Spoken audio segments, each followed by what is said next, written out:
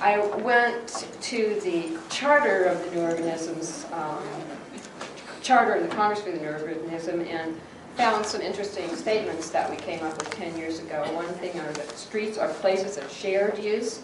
They must accommodate cars, but they should also be safe, comfortable, and interesting to the pedestrian. And they also need to accommodate cyclists, strollers, wheelchairs. And according to the CNU Charter, they should encourage walking, reduce the number and length of auto trips, and conserve energy. So we're expecting a lot of them. And New Urbanists are reformers. I think it really deeply disturbs us when we see streets getting wider and wider and wider and the places around them deteriorating.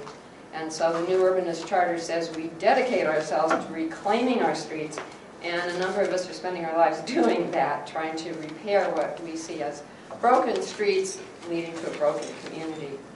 But the purpose of this panel is to look at public health and safety and how that relates to street design.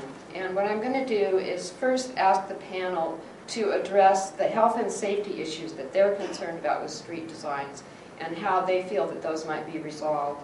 And then, from everyone's perspective, I want to look at what are your concerns in street design, addressing health and safety and New Urbanist goals, and what kind of compromise can we come to, or what kind of problems are you having? Our fire chiefs are going to be first on the program. The presentation I'm going to give you is pretty cheap and direct. The first slide you see here is a vehicle. That's a compact vehicle, and you can see it doesn't even take up the 8 foot of space that normally is required for parking parallel on curb. Okay, here's a fire engine, and fire engines with the mirrors and all the equipment on board usually need about 9 feet of width to travel, or they'll be rubbing their mirrors off another vehicle or a building. The number one priority in any new development is that we have the room to pass another apparatus so it can go take care of another assignment, or if there's a car broken down right there where it says 39 on that engine, we can get around that broken down vehicle or truck to complete our assignment. What I'd like to do is just sort of form a basis for what kinds of attack strategies and defensive strategies and physical characteristics that we've come up with over the last several years to accommodate somewhat constrained environments, narrower streets and that kind of thing.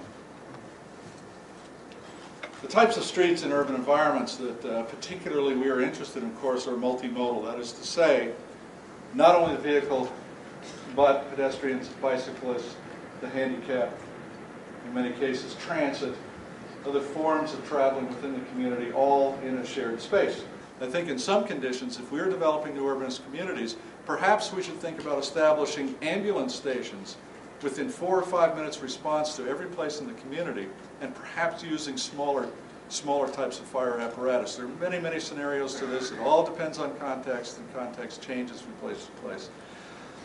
The result, of course, is to avoid places like this.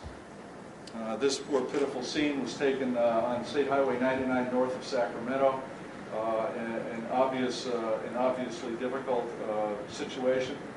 We need to avoid these with our mixed-use eclectic communities, and we certainly appreciate the cooperation of the fire officials and operations folks in achieving these goals. Thanks.